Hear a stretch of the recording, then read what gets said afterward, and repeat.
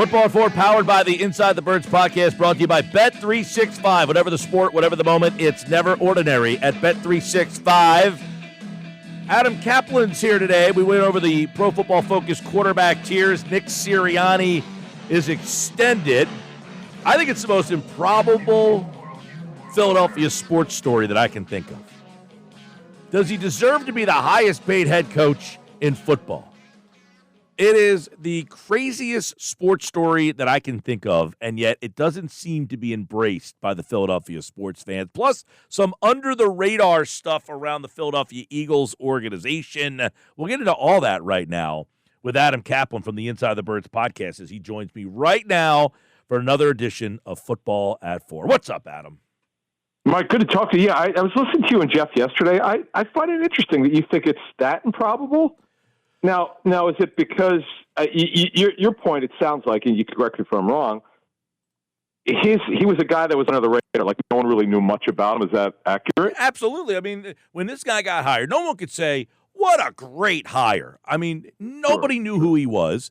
He goes from basically obscurity to people wanting him fired to winning the Super Bowl. I mean, nobody, when he got hired, I remember it was my birthday, January 24th, 2021. There's not one person that could say, this guy is going to take this team to 2 Super Bowls, win 1, win 70% of his games within 5 years. No way. Yeah, Mike, I would say this. Yeah, I was sort of a wait and see. You know, I take Jeffrey Lurie and what he does and how he identifies him and Joe Banner when they came in. They inherited Rich Kotite, and then they hired Ray Rhodes. Ray had some success, but they moved on from him. And then they hired Andy Reid, who had never been a coordinator before, which is back then, that's like unheard of. Like, you just don't do that. And Joe's told us on Inside the Birds about that incredible interview that Andy had, and Joe said he kind of knew when Andy was in front of him that there was something special with him. So obviously, Nick Sirianni, and one of the things we reported at the time, Jeff Mosher and I did, when Nick was hired, was he put a major emphasis, and I know Howie was very impressed by this, on player development. And Mike, we've been doing these segments for a number of years, certainly when Doug Peterson was here. Do you remember a time when an Eagles head coach, you've been following this team for decades, has done a better job of developing players? I think that's something that is overlooked. You know, the amount of players that they have developed through here that are their guys. I mean, that they drafted. We talk about all the draft picks that Howie Roseman has hit on. We always seem to give him the credit for it. But how about them getting developed by, Nick and his staff? A lot of people kind of overlook. I think Nick is an interesting, we talk about one of the things that I want to dive into with you is that he bounced back from what happened in 2023. The fact that he did bounce back, because people say, look, that's 2023 happened, and then he's at fault. Well, they were 10-1. Does he not get credit for them being 10-1, or does he only get fault for them being 1-7 or 1-6 down the stretch? And then I say, look, the fact that he bounced back from that and then won the Super Bowl, that is improbable. It is. It is, Mike. That's a great point. That's probably one of the most amazing turnarounds that I've seen in all Philadelphia sports. I grew up in the market, so I follow the Sixers religiously over years and Philly very closely. I obviously, there's no way you would have known they would have won the Super Bowl coming into last season. You know how good the roster was, but you really had a question coming to the season how the season got away. That was the thing that we had talked about on our show after the collapse. Is the season got away from Sirianni? Yeah, it just did. The 23 season. And the decision with Sean Desai, now he felt compelled to do it because Desai lost the players. That's why it happened. One could say, oh, well, they just should have waited anyway. They should have let him finish the season. They weren't that bad. But when the players have sort of tuned out the defensive coordinator, you have two choices. You meet with the players and you tell them he's staying, or you fire him, or you reassign him in this case, and that's what they did with Sean Desai. Adam Caplan's with us here. So how, overall, he bounces back from 23. He gets Desai. Then he changes Desai out and goes with Matt Patricia. He had the offensive coordinator, Brian Robinson, Brian Robinson? Did I say that right? Who was the offensive coordinator? Brian? Yeah, he's down with Washington. Yeah, why am I blanking on his name? Yeah, I am too, man. He in fact, he used to be on the University of Florida. He coached Kyle Pitts. Brian Johnson. Brian Johnson. Brian Johnson, thank you. Yes. Yeah, you got it. So, all of that, how does he kind of bounce back from that and then survive that? Because there was a lot of people who thought he should have been fired following that season. Yep. So that was actually a big subject for Jeff and I on today's show. We took a deep dive on how he bounced back, and I would say part of it's reconnecting and taking responsibility. You know, the big thing that we had reported at the time and we didn't know what, as the coach I spoke with told me, that coach with Nick in Indianapolis with the Colts, said, hey, the one thing he harps on is connecting. I'm like, okay, what do you mean? He goes, he's big on that, getting to know players, and he goes, you'll figure it out what that really means after he gets hired, and you hear him speak, and Nick talked about it. I don't know where he got that from. I don't know if it was Larry Karras, who was his college head coach, who was phenomenal, by the way. His piece on Karras, the former head coach of Mount Union. But Nick took responsibility. It wasn't just the offense. He knew he couldn't come back with it, or he wasn't going to keep his job. That's just not going to happen. And he hired Kellen Moore, which turned out to be a great choice, by the way. And he didn't know Kellen, but he did know that Kellen interviewed for the same job he got, and Nick got it, and Nick Kellen did in 2021. But I think Nick took responsibility. He knew he cannot act like the way that he did. His disconnection with Jalen Hurts been very well documented by a lot of people, us.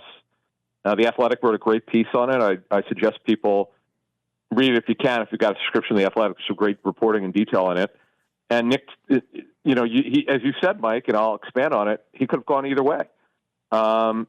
He could have just been stubborn and entitled and just continue to coach the same way, keeping his job and seeing what would happen in 24. Well, he didn't. He reconnected with the players. The players adore him, by the way. Talked to a team source the last couple of months who told me that you have no idea how well these players love Nick. I'm like, really? Okay. Now, you might want to ask, though, well, what the hell? What happened? Why did they collapse? What was the issue? I mean, it was Sean Desai. The offense was stale, as Nick talked about. And Nick's forcing, keeping the offense, not adjusting. And I thought he also lost the defense. He didn't quite know what was happening. It was kind of like when Andy with Juan Castillo, Mike, and a little bit of a different situation, but similar in that Andy didn't quite understand what was going on. And when you don't have a good feel for your coaches, Mike, and Nick didn't, that was part of it to move this along here. So you sum all that up. He made a lot of corrections and became a better head coach. But to think they're going to win a Super Bowl after that collapse, I mean, you can't make it up. There's no way anyone could figure that one out. I look at that and say, look, we all have times where it's just not our year. I mean, heck, in everything we do, where you're doing something and you're like, this just not the way I wanted it done. I just can't wait till this season ends, and I need to get to the next one. Like that happens. Yet with that, he's won 70% of his games. He's been to the Super Bowl twice. He's won one. He's been to the playoffs all 4 years. So you have a contract that is, needed to be dealt with. Mm-hmm. How did they handle this? Does he deserve to be the highest paid head coach? If you're Nick Siranni, you have 4 years of resume. How does that get handled? Because you just saw Ben Johnson get $13 million. He has zero head coaching background. You are the highest winning percentage in the game currently, and you are coming off the Super Bowl. So was Nick and the Eagles in a tough spot here? No, they're not. Jeffrey Lurie is very generous with his money. I know we've reported. We actually put this out exclusively back at the start of free agency that they were on a low cash spend, and it's not, by the way, not just in football operations in their business end. They've made major cutbacks, but you're not skimping on your head coach, who's been phenomenal. I mean, and as we just summed up, we spoke for almost 5 minutes on it, Mike. For Nick to reinvent himself, that's just incredible. Mike, you can look at all sports, not just Philadelphia sports. I don't know of a story quite like that. And by the way, I'll give you a nugget. I just thought of this. This just remind me of something I was told when Nick was hired. Nick had, when he became the Colts offensive coordinator without play calling, the word around the Colts was like he might not have been ready for it. He needed to grow up a little bit. He might have been in his late 30s then. Which is not super young, but it's young. And he was kind of scattered, wasn't sure how to handle the job. So this just goes to show you, Mike, we could all reinvent ourselves. You just talked about that. When all of us in life, we have a bad year, a bad situation, you got to take responsibility and look at yourself. How could he change? And he did that. And one thing we didn't mention is, thank goodness that they hired Vic Fangio. That also, Mike, you can't underestimate that. The value of coaching and your staff, what a great staff he had this past season. After the mistakes him and Roseman had, because they kind of teamed up on the hiring of that defensive staff in 23, Mike, well, you got to give Howie and Nick credit as well for how they made those corrections. That's a secret sauce, Mike, of their Super Bowl run. It's not the great roster Howie put together. That's part of it. It's a great coaching and the hiring of Vic Fangio. There's zero chance they're winning the Super Bowl without Vic Fangio. I think we all know that. All right, Adam, you talk about putting the roster together, all these variables. I remember, okay, I've been doing the show a long time. The Eagles won a Super Bowl before this most recent one. And Doug Peterson won that Super Bowl, and Howie Roseman put the roster together. And yet I had callers and text messages at that time that said it was Joe Douglas. He's the one that put that team together. Howie gets no credit. It's Joe Douglas. He's the football guy. Howie's just a computer nerd guy. Joe Douglas is back with the Philadelphia Eagles. What's the importance of having him back here? It's a big deal, Mike. Look, you could criticize him all you want for being not a great GM. Maybe he's sometimes just a great lieutenant, not a great general. That doesn't mean he's not really a good evaluator. You also have to remember. I will say, real quick, was he not? He did a good job drafting. He just couldn't get the quarterback. Well, he missed badly on Zach Wilson. Yeah, no, I'm saying he missed the quarterback, but he did a good job of almost. Their offensive line wasn't very good, so I guess that's the other part of it. Yes, but he had the 22 draft, which is phenomenal. Brees Hall is a really good football player. Sauce Gardner, one of the best corners in the National Football League. Jermaine Johnson is a really underrated edge rusher. He did an above average job, but the offensive line inconsistent. The new GM Darren Muji has addressed it. But Joe's a really good evaluator. He has had this great relationship with Howie. He understands Howie. He knows the Eagles building. He was there for 3 drafts in 4 years, technically, but only 3 drafts. But this is what I was told. In fact, I actually talked to Joe about this when I ran into him one year. He totally believed in the Eagles' philosophy of being on the offensive defensive lines. He got that from Ozzie Newsome, who, by the way, Howie's pretty tight with. And that matters a lot, because if you don't share that vision, you're not working for the Eagles. Like, you better believe in that. This is a good hire because, Mike, to finish this off, they've lost so many people, ironically, starting with Joe after he left after the 2019 draft.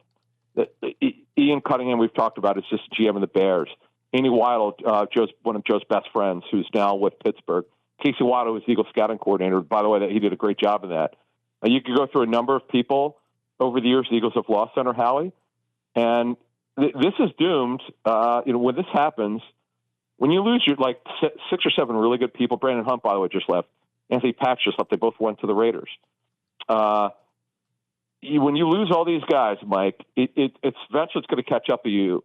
In coaching, as you know, Mike, what doomed Andy Reid? Lost too many great coaches. Yeah. So getting Joe Douglas, who could juggle a lot of jobs, who's been there, done that, this is a significant hire. One that Jeff and I both heard last week that this is going to happen. He's going to move back to the area. He loved it here. Loved it in Philly. Won a ring here. Won rings with Baltimore. So it's a great hire, Mike. One that, if Howie didn't hire him, I mean, he was on the lookout.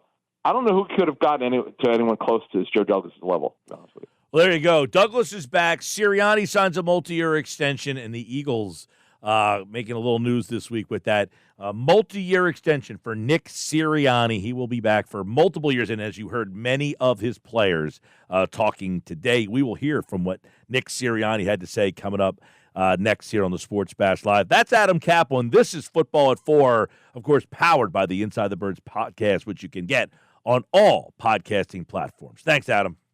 All right, guys.